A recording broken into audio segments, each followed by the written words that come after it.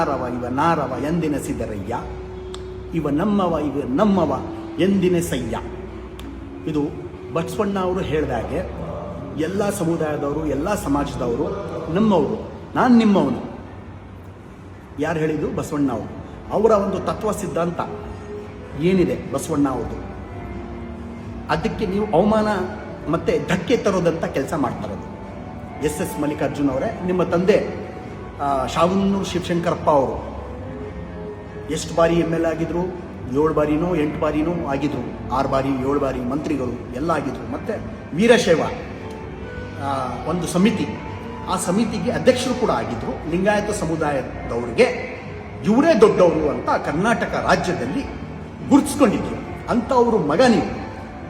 ಅಂಥವ್ರ ಮಗ ಈ ಥರ ನಮ್ಮ ಸಮುದಾಯದ ಹಿರಿಯ ನಾಯಕರು ಜಮೀರ್ ಅಹಮದ್ ಖಾನ್ ಅವರ ಬಗ್ಗೆ ನೀವು ಏನು ಹೇಳ್ತೀರಿ? 2 ಬಾರಿ ಅವಮಾನ ಮಾಡಿದ್ದೀರಿ. ಒಂದ್ಸತಿ ಅಲ್ಲ, ಫಸ್ಟ್ ಟೈಮ್ ನೀವು ಏನು ಹೇಳಿದ್ರಿ? ಅವನು ಯಾರೋ ಏಕವಚನದಲ್ಲಿ ಮಾತಾಡ್ತೀರಿ ನೀವು. ಅವನು ಯಾರೋ ಅಂತ ನೀವು ಕೇಳಿದಿರಿ. ಇಲ್ಲಿ ಬಂದು ಏನು ಮಾಡ್ತಾನೆ ಅಂತ ನೀವು ಹೇಳಿದಿರಿ. ಅದು ತಪ್ಪು ಮಾಡಿದ್ದೀರಿ, ನೀವು ಕ್ಷಮೆ ಕೇಳಿಲ್ಲ. ಮತ್ತೆ ನಾವು ಏನು ಮಾತಾಡೋಕೆ ಹೋಗಿಲ್ಲ, ಸುಮ್ಮನಿದ್ದು. ಏನೋ ದೊಡ್ಡವರು ಇದ್ದಾರೆ, ಅವ್ರು ಮಾಡ್ಕೊಳ್ತಾರೆ ಅಂತ. ಆದರೆ ಮತ್ತೆ ನೀವು ಇವತ್ತು ಹೇಳಿದ್ದೀರಾ. ಏನು ಹೇಳಿದ್ದೀರ ನೀವು? ಅವ್ರು ಬರದೇ ಇದ್ದರೆ ಒಳ್ಳೆಯದು ಅಂತ ಹೇಳಿದ್ದೀರಿ. ಆದರೆ ನಿಮಗೆ ಜಮೀರ್ ಅಹಮದ್ ಖಾನ್ ಅವರ ಶಕ್ತಿ, ಅವರು ಏನಂತ ಸರಿಯಾದ ರೀತಿಯಲ್ಲಿ ನಿಮಗೆ ಗೊತ್ತಿಲ್ಲ ಅನಿಸುತ್ತೆ.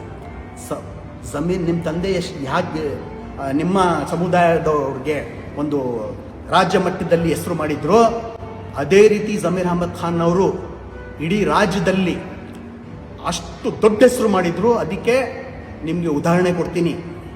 ಫಸ್ಟ್ ಟೈಮ್ ಇನ್ ಕರ್ನಾಟಕ, ಏನೋ ಫಸ್ಟ್ ಟೈಮ್ ಇನ್ ಕರ್ನಾಟಕ ಇಡೀ ಒಂದು ಮುಸಲ್ಮಾನ್ ಸಮುದಾಯದವರು ಒಂದಾಗಿ ಒಂದು ಪ್ಲ್ಯಾಟ್ಫಾರ್ಮಲ್ಲಿ ಬಂದು 1 ಕೋಟಿ ಚಿಲ್ಲರೆ ವೋಟರ್ಸಿದ್ದಾರೆ. ಆದರೆ 86 ಲಕ್ಷ ವೋಟರ್ಸು, ಎಷ್ಟು 92% ವೋಟರ್ಸು ಒಂದೇ ಕಡೆಗೆ ಕಾಂಗ್ರೆಸ್ ಪಕ್ಷಕ್ಕೆ ಹಾಕಿದ್ದಾರೆ. ಅಂದರೆ ಅದು ಏಕೈಕ ನಾಯಕ ಜಮೀರ್ ಅಹಮದ್ ಖಾನ್ ಅವರು ಕಾರಣ. ಅವರಿಂದಾನೇ ಅಷ್ಟು ಓಟು ಬಂದಿದ್ದು. ಮತ್ತೆ ಈ ಕರ್ನಾಟಕ ರಾಜ್ಯದಲ್ಲಿ ಸರ್ಕಾರ ರಚನೆ ಆಗಿದ್ದು ಜಮೀರ್ ಅಹಮದ್ ಖಾನ್ ಅವರಿಂದ. ಅವ್ರ ಕೊಡುಗೆ ಇದೆ. ನೀವು ಅವ್ರನ್ನ ಅವಮಾನ ಮಾಡ್ತೀರಾ, ನಮ್ಮ ಸಮುದಾಯದ ನಾಯಕರನ್ನ ನೀವು ಅವಮಾನ ಮಾಡ್ತೀರಾ? ನಿಮ್ಗೆಷ್ಟು ಅಹಂಕಾರ, ನಿಮ್ಗೆಷ್ಟು ದುರಂಕಾರ. ನೀವು ಮಾಡಿದ್ದು ತಪ್ಪು.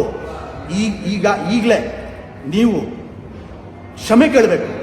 ರಾಜ್ಯದ ಜನತೆ ಮುಂದೆ, ಮಾಧ್ಯಮ ಮುಂದೆ ಬಂದು ನೀವು ಕ್ಷಮೆ ಕೇಳಬೇಕು. ಮಾನ್ಯ ಮುಖ್ಯಮಂತ್ರಿಗಳೇ, ಮಾನ್ಯ DCM ಅವರೇ, ನಿಮಗೂ ಕೂಡ ನಾನು ಮನವಿ ಮಾಡ್ತೀನಿ. ನಮ್ಮ ರಾಜ್ಯದ ನಾಯಕರಿಗೆ ಅವ್ರ ಬಗ್ಗೆ ಮಾತಾಡಿ ಅವಮಾನ ಮಾಡಿ ನಮಗೆಲ್ಲ ಧಕ್ಕೆ ತಂದಿದೆ, ನಮಗೆಲ್ಲ ನೋವು ಉಂಟಾಗಿದೆ, ನಮ್ಮ ಮನಸ್ಸಿಗೆ ನೋವಾಗಿದೆ. ನನ್ನೊಬ್ಬನಿಗಿಲ್ಲ, ಇಡೀ ರಾಜ್ಯದ ಮುಸಲ್ಮಾನರಿಗೆ ನೋವಾಗಿದೆ. ಆ ಥರ ಕೆಲಸ ಈ SS ಮಲ್ಲಿಕಾರ್ಜುನ್ ಅವರು ಮಾಡಿದ್ದಾರೆ. ನೋಡಿ, ಅವ್ರನ್ನ ಕ್ಷಮೆ ಕೇಳಕ್ಕೆ ಹೇಳಿ. ಇಲ್ಲ ಅಂದರೆ ದಾವಣಗೆರೆಯಲ್ಲಿ ನಿಮಗೆ ಪಾಠ ಕಳಿಸ್ತಾರೆ. ನಿರ್ಭೀತ, ನಿಷ್ಪಕ್ಷಪಾತ, ವಿಶ್ವಾಸಾರ್ಹ ಸುದ್ದಿಗಳಿಗೆ ಮತ್ತೊಂದು ಹೆಸರಾಗಿರುವ ನ್ಯೂಸ್ 18 ಕನ್ನಡ ಈಗ ಆಪ್ನಲ್ಲೂ ಲಭ್ಯವಿದೆ. ದಯವಿಟ್ಟು ಇಲ್ಲಿರುವ QR ಕೋಡ್ ಅನ್ನು ಸ್ಕ್ಯಾನ್ ಮಾಡಿಕೊಂಡು ಆಪ್ ಡೌನ್ಲೋಡ್ ಮಾಡೋದಕ್ಕೆ ಮರಿಬೇಡಿ. ನಿಮ್ಮ ಬೆಂಬಲ ಹೀಗೆ ಸದಾ ನಮ್ಮೊಂದಿಗಿರಲಿ. ಧನ್ಯವಾದ.